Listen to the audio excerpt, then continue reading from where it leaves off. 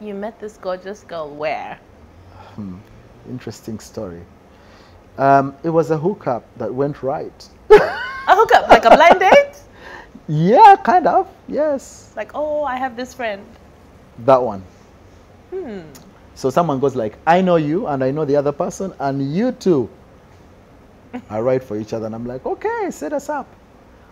So yeah, we meet, date 1, date 2. On the 3rd date, I was like, you know what?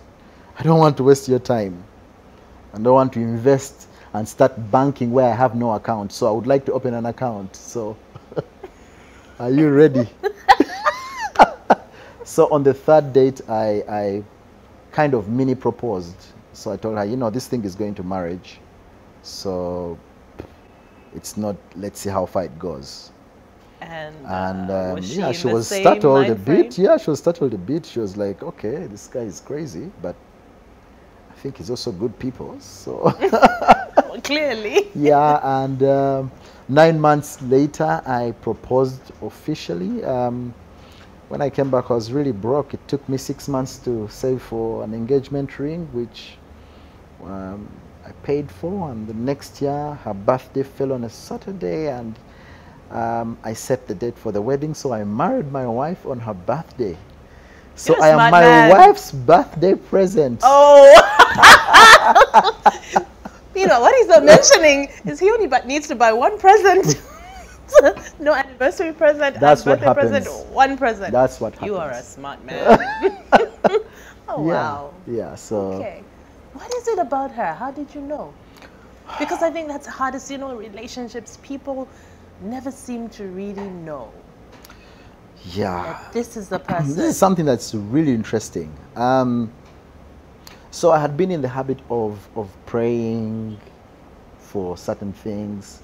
And I remember one night, I'm one of those guys who left my parents' home only when I got married. So I lived with my parents up until I got married anyway. Moved out a couple of months before.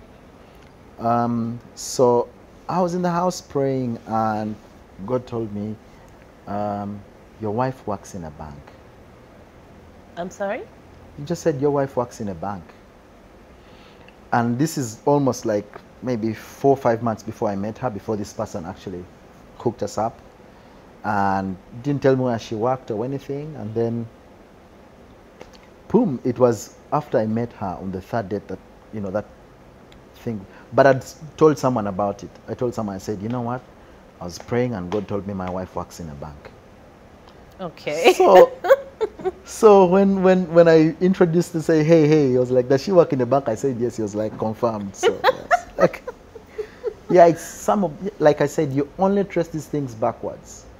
When you are there, it's just blind faith and you can second guess yourself. But, you know, sometimes you know in your knower that you know.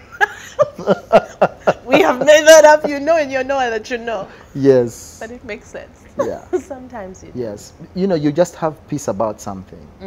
You know, you don't have to put on a front for it to happen. This is someone who accepted me, that, you know, I was a hustler trying to make my mark. And, you know, even just before we got married, I think, you know, some parents would say, oh, so you met this guy. Okay, so what does he do? Oh, he's started a car business. He runs a car business. Okay, okay. Where does he live? Then she has to come up with an interesting story, because the guy lives with his dad. Oh, let me tell you something interesting. So, you know, it's not like, you know, I came and then they introduced me to this one girl, and so people wanted to hook me up. They were like, okay. And I was really right for it. I felt like, you know, it was that time in my life. So someone set me up on a date with this girl, and I don't know, we started having a conversation, and then she said something to the effect that, you know, if a guy is above 25, and he still lives with his parents, yeah, I don't care what the circumstances are, he's failed to launch. There was a movie that. And I was like, then, that's my there was situation. a movie called Failure to Launch. Yes, something like, just like, he's just failed to launch. And I was like, okay, so I didn't say anything. But you knew that was the end. Yeah, I knew that was the end. I mean, if someone doesn't want to consider any other circumstances, but for that, they would, you know, like, pile you up with people who have not yet. Good point, because a lot of people probably share that mentality. Yeah. You don't know the circumstances or the real story. If maybe, because I have a friend who lived with his parents for a long time. Yeah. And everyone was like, I mean, how can you do that? But he was saving the money he would have spent on rent to buy land. And then he bought his land. And then again, his parents were like, why should you waste money out there? You'd rather at least put that towards a mortgage or something. So you never really know what's going on. And that's and for me, those are some of the things that I feel people need to indeed live their brands. You know, like, embrace your story. And if someone has issues with your story, the problem is them, not you. You know, it's embracing your story and sticking to it, because we all take different paths. But someone had said, you know, someone has kind of painted this picture of what the lowest common denominator should be for a guy. You know, you must have left home by a certain age and, you know, stuff like that. But yeah, it's. But on the flip side, it could also be that, you know, that person can decide what they want, just that you weren't compatible. That's right. So, that's right. Yeah. I guess. All right. So you met your wife. You now have 2 daughters. I have 2 daughters. I met you recently at a seminar where you were speaking to women about living your brand. I've done bridal showers. Yeah. I've done bridal showers, yes. Bridal showers? Yes, I have. Oh my gosh. I have. So you do a lot of events where you talk about women, you know, owning their unique qualities, living their brand. Have you always been, is it because of your daughters that you find you speak to women a lot? Well, I speak to women and men. And men. But the fact that you find yourself in those unique situations where it's mostly women sometimes. Yeah. Well, I don't know. For me, it's an opportunity to share a bit of my story. If it encourages someone, if it adds value to them, I'm happy. But now I'm really concerned about the boy child, because yes, I'm a father of girls, but someday they'll get married. They need to get married to a guy that I feel comfortable with. So I'm feeling a lot of, I'm feeling a leading to find people who are doing something and just catalyze whatever they are doing to help guys really stand out and live their best lives. You know? Yeah. So that's the least that I can do. There is a gap there. There is. There's a gap there. I have a son, and I always think about it. I'm like, there's so much for women, telling women. Yeah. I mean, of course, we still have a lot of strides to make, but in terms of female empowerment now, it's such a strong movement. Yeah. I'm like, what about the boys who are growing in this time? What are we saying to them as well? Yeah. It's almost an expectation that they will, you know, raise themselves. That's true.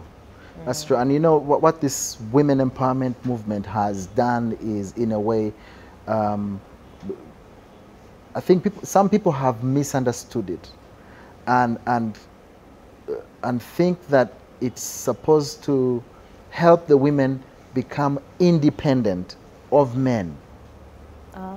Okay? But the way we are created and the way God wants us to be is to be interdependent. You don't depend on the man, but you depend on each other. It's like, you know, there's the yin and the yang. So not one is, you know, but I think it's been misunderstood in very many circles, and you have ladies today who feel like, you know, I can hold it on my own, I can have my own children and raise them, and sadly, it's the women who are raising sons, but the sons don't know because we are beings of habit. So the sons don't see what the man should be doing. So the sons now act like they see mom act. So you have an extension of mom, but in the male version. And I think that's yeah. So you have a man with a female programming. Wow. I'm not sure many people will be happy about that statement. Yeah. But I mean, even if you're being raised by a single mom, you need to have father figures. Yes. I think that's what you mean. There's a gap there. You need the voice of I don't know how to call it, but I mean, growing up, I was very fortunate to live with both my parents, my mom and my dad, and it's just interesting that the guys kind of gravitate towards their moms and the girls gravitate towards their dads. And that's for a reason. It's because the girls are looking out for the kind of man, because, and this liberated me actually when I was dating my wife now. There's a point where we had issues. We fought about almost anything and everything. And I loved this girl, but she annoyed me to tears so many times. And then again, in that place of prayer, something told me, pray for her dad. Because a friend told me and said, any girl's first boyfriend or husband is her dad. Or she is looking for qualities she saw in her dad. Her dad, yes, yes. And so I brought up the topic of her dad, and we began to speak about her dad.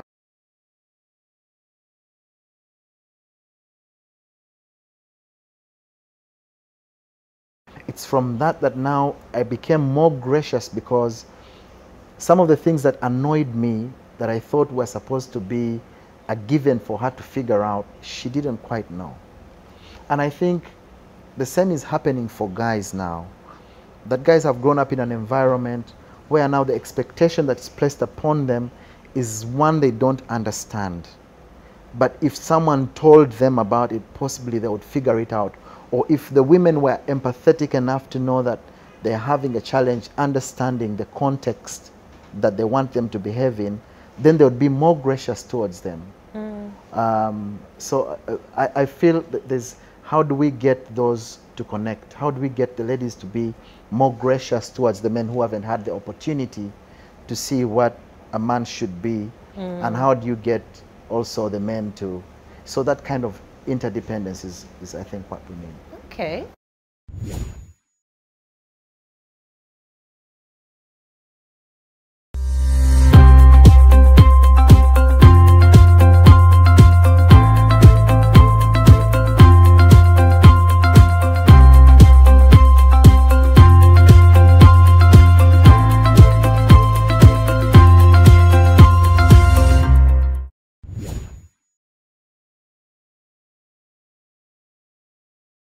So your business, you have focused on branding and advertising for the last, how many years? Maybe 10 years now? Donkey years.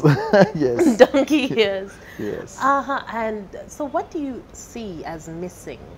Especially because you hear about people who are trying to employ young people, and sometimes you'll say they don't have maybe what you call grit, or they don't stick with something, because part of living your brand is, I think you said, consistency and and something else you said about living your brand. It's persistence and consistency. Yes, exactly. So what is missing when you go out and you talk to people? What is a glaring gap you feel that is missing? Well, I don't quite know what it is yet. I've been invited to speak to a millennials conference, and this has been said of millennials, that they have the attention span of an amoeba. So it's not necessarily true. Yeah, I mean, it's what's said of them. But I think what is missing is really empathy and understanding people for who they are, and getting to embrace what they can give as opposed to sticking to what your expectations are. Working with millennials is interesting, that you need to really find spaces and find ways to communicate to them which have since changed. You know, before communication was a memo, now it's a WhatsApp message. Before, you know, you had staff meetings that, you know, lasted so long. Right now you can't have a staff meeting for longer than 15 minutes. You know, everyone will be back on their phone, zoned out. Yeah. So it's like, how do you adapt and how do you tap into the resource of young people and play to their strengths? I feel like a lot of the time we try to teach fish how to fly and birds how to swim, as opposed to, you know, putting them in areas where they thrive and creating a conducive environment for them to give you the results that they're capable of giving you. Okay. Yeah. All right. So what do you feel like, because you talked about every person has their own story and your own story is pretty much your own brand. What are some of the mistakes that people make? I mean, the biggest mistake is comparing yourself to someone else. Because comparison is the robber of joy. You begin to feel inadequate. And that self-condemnation is, I mean, you know, you could, like we said earlier on, you could have a toxic environment and step away from it. Now, if you are the toxic environment, whoa, you cannot step away from yourself, because it's that self-talk, you know. You're condemning yourself. You know, the word condemnation is very interesting, and I had a preacher, you know, break this down further and say, condemnation is to declare unfit for use. It's like if, say, a building is condemned, you know, you can't use it. It's been condemned, it's to be brought down. And normally condemnation of a building, if talking about architecture, doesn't happen when there's a crack in the wall. They only condemn a building when there's a fault in the foundation. So, you know, you can make up for the cracks, but most people condemn themselves based on the cracks that they see. Well, thank you so much. Thank you. Pleasure speaking with you. It's been amazing. You made me talk the whole time. Yes. Yeah, and I was reading interview tips. Keep it short. Hi. No. Stay in the conversation. So He was prepping for this. But thank you so much. Yeah, you know. Pleasure. Thank you. And yes, we're looking forward to more books. Thank you.